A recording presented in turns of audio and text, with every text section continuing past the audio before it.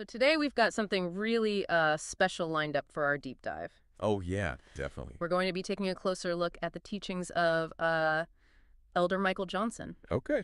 Now, he's not just a pastor, he's also a master Hebraist of biblical law. Wow. And this is the really remarkable part. He's considered the world's leading authority in the comprehension of the language of Paleo Hebrew. That's pretty unique. It is, and it gives him a really amazing perspective when it comes to understanding the scriptures. So I'm guessing this means we're going to get like some pretty deep insights into the Bible today. You got it. And I think what's really going to resonate with you, the listener, is how Elder Johnson can actually unlock layers of meaning Oh, that you just wouldn't catch in the standard translations because he's working with the original Paleo Hebrew. I see. So we're going like way back to the source. Yeah, it's like a direct line to the ancient understanding of these texts. Interesting. I'm definitely curious to see where this goes. Me too.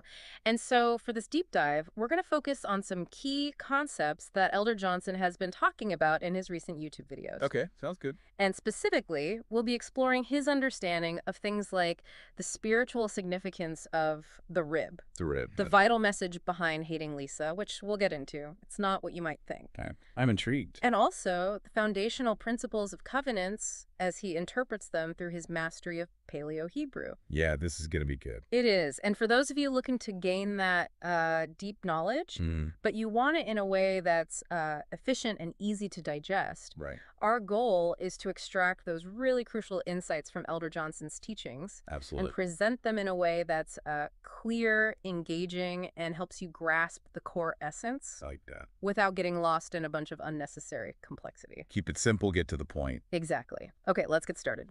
Elder Johnson recently shared some updates about his upcoming Sovereign King James Bible. Oh, yeah, I heard about that. It's a spiritually focused edition, and it's coming out this month for those who invested. So it's not widely available yet. Not quite. And what's really interesting here is that Elder Johnson mentioned that other groups who also got their hands on some copies, Right. they're actually planning to jack up the price. Really? Big time once their initial stock runs out. Wow. Talking potentially over $1,000. Seriously. So they're Yeah? they're kind of exploiting the demand, I guess. It seems that way, but Elder Johnson's focus is completely different. That's good to hear. He's all about the spiritual purpose of this Bible. Right. He actually explained that it's not like your conventional Bible that just has a standard word index. Right. Right. This edition includes what he calls spiritual words. Spiritual words. And these words help you see how the terms actually function and connect within the biblical text. I see. So it's about going deeper than just the surface meaning. Well, that's interesting. It's like taking the words and understanding how they work together to actually convey the message. Exactly. And on top of that, it's also got a unique spiritual dictionary. Wow. And all of this is informed by his deep understanding of Paleo Hebrew. Makes sense. It's like he's trying to bring that ancient wisdom Yes. back to life for us. Exactly. So for you, the listener, this really highlights that Elder Johnson's approach is all about getting to that richer, more authentic understanding of Scripture That makes sense. by really engaging with its spiritual meaning Right. as it was originally conveyed. I like that. And his expertise in Paleo Hebrew is like the key. Yeah, the key to unlocking that door. Yeah, it is. Now, he also talked about something else that I thought was really relevant today, Okay, what's that? especially in the digital world. Mm-hmm. It's about how information is shared and how it's perceived. Oh, okay, interesting. He specifically brought up the viewership numbers for his YouTube video Right. called Killing Salvation of Jehovah. Killing Salvation of Jehovah. Yeah. Yeah. And he noticed that there was something off about the view count. Oh, really? What was it? Well, shortly after he posted it, Yeah. the initial count was one thing, but later on, the figures being displayed were different. That's kind of strange. It is, and this raises a big point for you to think about when it comes to the digital landscape. Yeah, I see where you're going with this. We have to realize that things like algorithms or even deliberate actions could be messing with the visibility of certain viewpoints. Right, right. So Elder Johnson actually asked his viewers to like his videos Oh, okay. as a more tangible form of support. I guess that makes sense. Likes harder to manipulate than just view counts. Exactly. He believes that while view counts can go up and down, those likes give a more stable measure of how his content is actually being received. Right, it shows actual engagement. Exactly. And it's like a countermeasure against having his message potentially downplayed. I see. So it's like a way to fight back against those algorithms or whatever might be suppressing his content. Exactly. And this is something to keep in mind as you're out there taking in information from various sources. Definitely. It's all about being a critical thinker, right? It is. You've got to seek out those multiple perspectives Absolutely. and really be aware of the forces that might be shaping what you're seeing. Yeah. Don't just blindly accept everything you see online. Agreed. All right, let's move on to some of Elder Johnson's core teachings. Okay, I'm ready. And we'll start with this intriguing metaphor, hating Lisa. Hating Lisa, huh? Now, before you start thinking about a specific person, Yeah, I was about to ask. this isn't about that at all. Okay, good to know. As Elder Johnson explains it, Mhm. hating Lisa is a powerful analogy. Okay. It represents that moment when someone chooses to disdain spiritual alignment with God. So it's not about Lisa, it's about rejecting a connection with God. Exactly. It's choosing to live in a way that goes against his principles and against the path of righteousness. I see. And to illustrate this, he actually uses this parable Okay, I like parables. about a man named Luke. Luke, okay. Now, when Luke got married, he made a solemn vow before Jehovah Okay. to love, honor, and cherish his wife. The traditional vows? Yeah, until death. Mm-hmm. Now, this is where the spiritual connection comes in. Okay. It connects this back to Ephesians 5:25. Ephesians 5:25, all right. Which instructs husbands to love their wives, just as salvation of Jehovah loved the assembly. I see. So Elder Johnson interprets Luke's vow not simply as like a social agreement, Right. but as a deeply spiritual commitment, Okay. something made in the presence of God. So it's like a higher level of commitment. Yeah, and it's not just about the words, it's about the spiritual reality behind them. Makes sense. But here's the catch in the parable. Okay. As time went on, Luke's devotion started to fade. Oh, no. He strayed from that righteous path that his vow represented. So he's falling back into those old ways? Yeah, he gets tangled up in sin's wrongdoings. Nice. And that's the hating Lisa part. So it's that turning away from that initial sacred commitment. Exactly. Interesting. It's a powerful image. It is, and what's even more fascinating is how Elder Johnson connects this individual failing Okay. to like a broader view of the world. Oh, I'm curious about this. He describes our current world as being heavily influenced by imaginations, delusions, falsehoods, deceptive appearances, all that. That's a pretty bleak picture. It is, but he's drawing this from his understanding of Scripture in the original Paleo Hebrew. Okay, so there's like a deeper meaning there that we're missing. Yes, and he argues that the experiences we have in this world often just mirror the desires and the inclinations of our own hearts. I see. So what we experience is a reflection of what's going on inside us. Exactly. So if we're chasing after those fleeting pleasures, things like intimacy outside of marriage or any of those other worldly indulgences. Yeah, those temporary highs. They only offer temporary satisfaction. Right. It's like a sugar rush. It doesn't last. Yeah, he compares it to the high someone gets from drugs. Makes sense. It's fleeting. So he's saying that when we go after these temporary things, we actually move further away from true happiness. Yes, that enduring joy that comes from spiritual fulfillment. It's like we're looking for satisfaction in all the wrong places. Absolutely. And to further drive this point home, You okay? he points us to 2 Esdras 7, verses 11 and 12. 2 Esdras 7, 11, and 12. Got it. And this text talks about how the present age is for many characterized by sorrow and hardship. Because of transgression. Exactly. And then it contrasts that with the age to come. Which is for the few. That's right. And it's saying that these evils we see in the world, the peril, the pain, they come from things like sin, lust, pride. Things that feel good in the moment, but ultimately lead to bad consequences. Exactly. So if we connect this to the bigger picture, what Elder Johnson is suggesting is that the difficulties and the suffering we see around us, they're not just random. Right. They're often tied to this departure from divine principles. Interesting. They're like a natural consequence of the choices we make. So we're kind of creating our own suffering. In a way, yes. That's something to think about. And it gets even more intense. Oh, how so? Because then he brings in this description from 2 Timothy 3, verses 1 through 4. 2 Timothy 3, 1 through 4. Okay. And it lays out all the characteristics of these perilous times. What are some of them? It says that people will be lovers of themselves, lovers of money.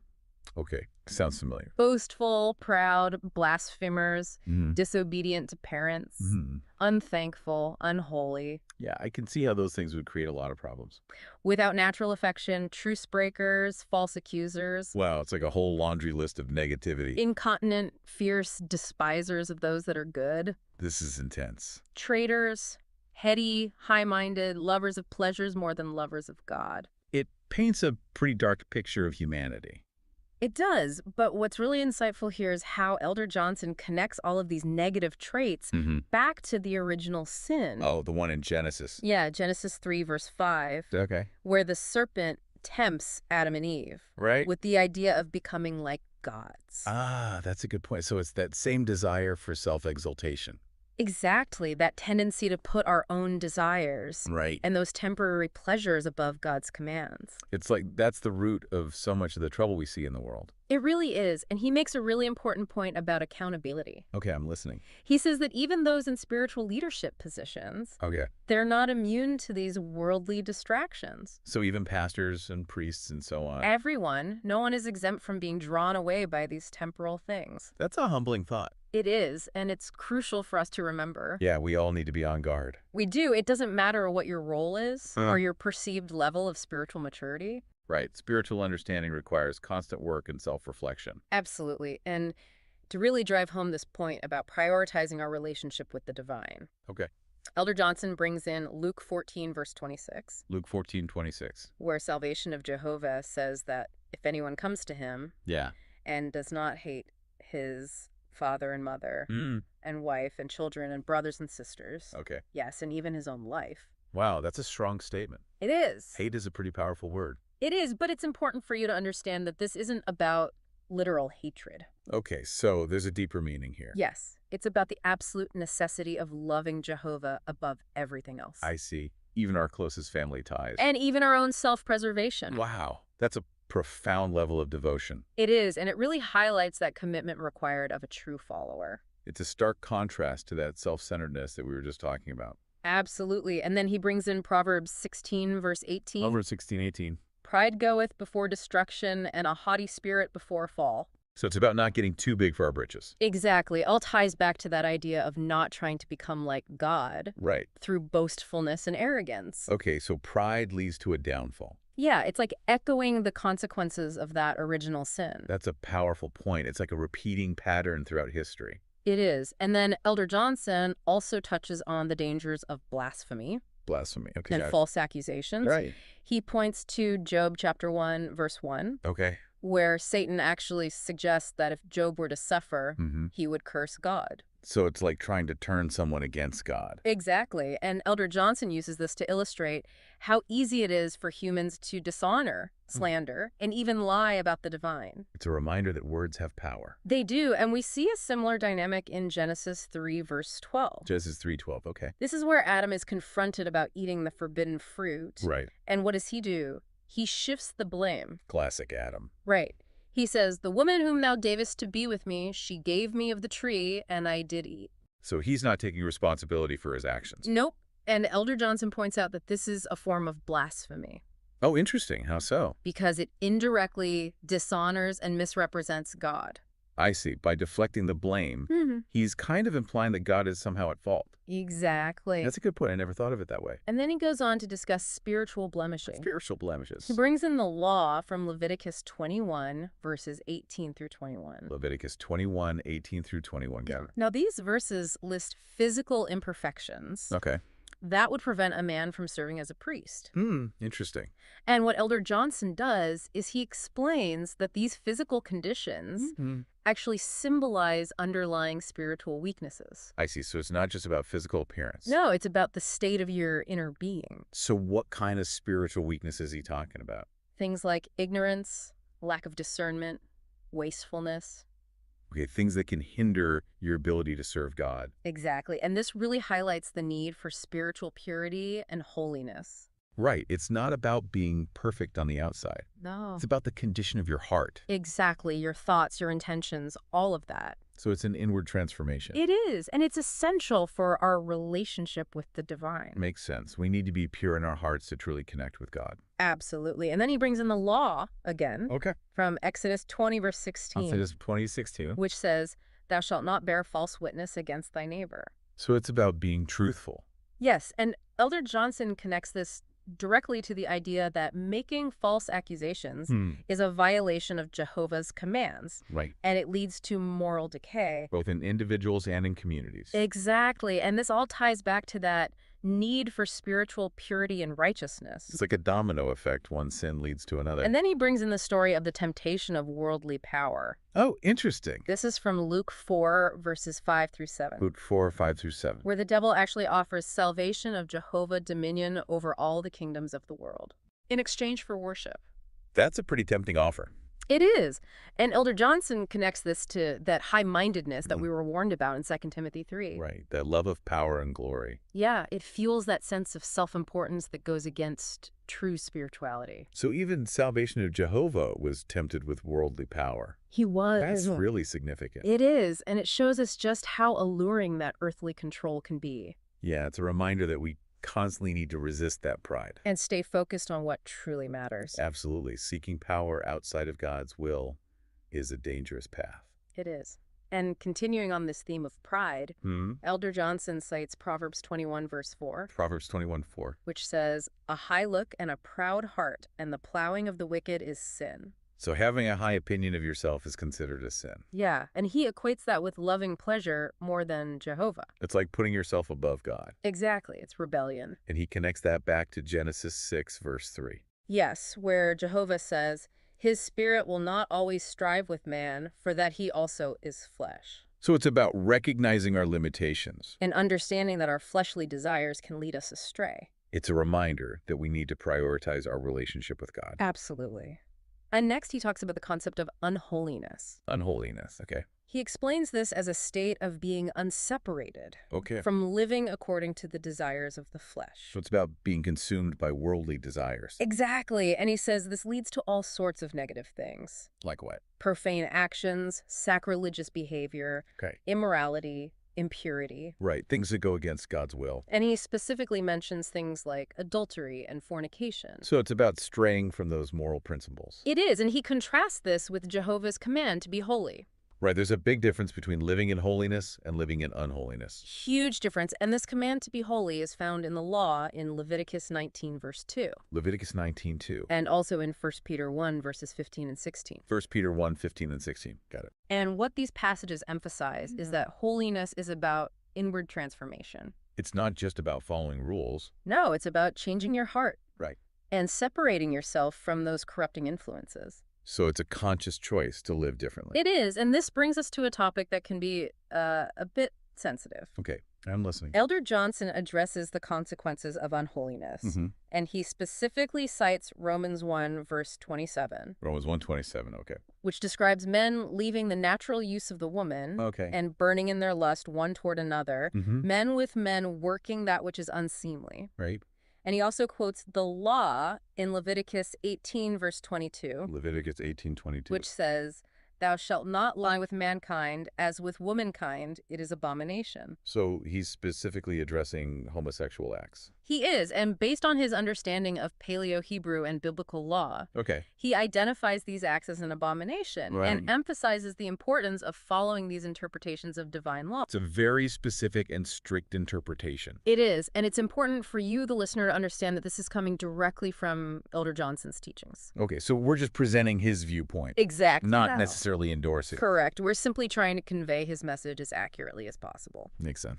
Now, moving on, Okay. he talks about holiness within the context of marriage. Okay, interesting. And he brings in Genesis 2, verse 23. Genesis 2:23. Where Adam speaks of the unity with Eve, and then also Matthew 19, verse 6. Matthew 19:6. Where salvation of Jehovah says that what God hath joined together, let not man put asunder. So it's about the sanctity of marriage. Exactly, and the intended permanence. Okay. He sees this as a divine commandment, Right. established between one man and one woman. The traditional view of marriage. It is, and he interprets this to mean that Jehovah himself unites a husband and wife. Okay. And because of that, no human has the authority to dissolve that bond. I see. So it's not just a social contract, it's a spiritual union. Exactly, and based on Romans 7, verses 1 through 3. Romans 7, 1 through 3. He takes the position that remarriage while one's spouse is still living is considered adultery. So he's very strict on that point. He is, and he also addresses the disciples' question in Matthew 19, verse 10. Matthew 19:10. Where they ask whether it's better not to marry if separation is impossible. Right, because if you can't get a divorce, Yeah. then it might seem like it's not worth the risk of getting married in the first place. And he clarifies his understanding of the exception clause Okay. in Matthew 19, verse 9, Matthew 19:9. which says, except it be for fornication. Right. And he argues that this does not give permission for remarriage. Without committing adultery. Correct. So even in that case, Yeah. remarriage is still off the table. According to his interpretation.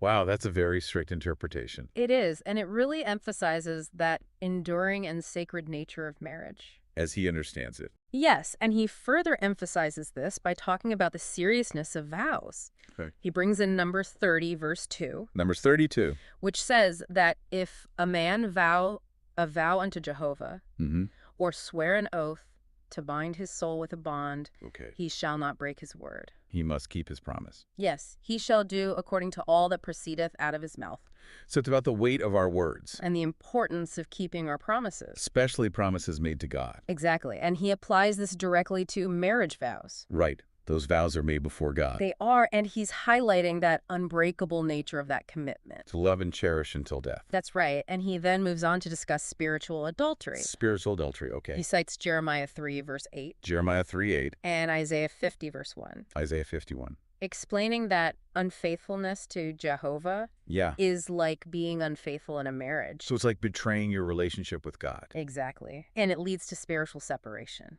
I see. It's a powerful analogy. It is, and he clarifies that the bill of divorcement mentioned in Jeremiah is used as a parable because Jehovah has not truly divorced Israel. So it's a symbolic representation of that broken relationship. Exactly, and then he brings in 1 Corinthians 7, verses 10 and 11, 1 Corinthians 7, 10, and 11. where the Lord commands that a wife should not depart from her husband. But if she does, Yeah. she should remain unmarried or be reconciled to her husband. So it's about preserving the marriage whenever possible. Exactly, and he emphasizes divine instruction to try to work things out. To seek reconciliation. Yes, and to avoid breaking that marital bond. It's a reminder that marriage is a serious commitment. It is, and then the consequences of adultery are further emphasized in Hebrews 13, verse 4, Hebrews 13, 4. which states that whoremongers and adulterers God will judge. So there are consequences for those who violate the sanctity of marriage. Absolutely, and Elder Johnson really stresses this point. Okay. He cites the law in Exodus 20, verse 14. Exodus 24. The law in Leviticus 20, verse 10. Leviticus 20:10. And Hebrews 10, verses 26 and 27. Hebrews 10, 26 and 27. To really drive home the severity of this transgression. So adultery is a big deal. A huge deal. He says it's an abomination Right. that leads to spiritual death. And separation from God's grace. Exactly. And he also points to Proverbs 6, verse 32. Proverbs 6:32. Which says that whoever commits adultery with a woman lacks understanding. So it's not just a physical act. No. It's a reflection of a lack of spiritual wisdom. Exactly. He that doeth it destroyeth his own soul. It's self-destruction. It is, and he ties this to the importance of wisdom and knowledge. Okay. He brings in Proverbs 4, verse 7, Proverbs 4:7. and also Hosea 4, verse 6. Hosea 4:6. Which says that my people are destroyed for lack of knowledge because thou hast rejected knowledge. I will also reject thee, that thou shalt be no priest to me, seeing thou hast forgotten the law of thy God. I will also forget thy children. So it's about actively seeking understanding. Yes. And adhering to God's teachings. Yeah. Exactly. Otherwise, we face spiritual ruin. That's a powerful message. And he concludes this section by referencing Ezekiel 18, verse 4, Ezekiel 18:4. which says, Behold, all souls are mine as the soul of the Father. So also the soul of the Son is mine, the soul that sinneth, it shall die. So God is ultimately in control. He is, and he will judge those who persist in sin. And there's also James 1, verses 14 and 15, James 1, 14 and 15. which talks about how temptation arises from our own lust. Yes. Every man is tempted when he is drawn away of his own lust And enticed, then when lust hath conceived, it bringeth forth sin, and sin when it is finished, bringeth forth death. So we have a responsibility to control our desires. And to make choices that align with God's will. It's a reminder that our actions have consequences. Both in this life and in the next. All right, let's move on to Elder Johnson's teachings on the rib. Okay, this is a fascinating one. I'm all ears. He calls it the rib, the token of unity. The rib, the token of unity. And he starts by explaining that the rib taken from Adam in Genesis 2, verses 21 through 24. Genesis 2, 21 through 24.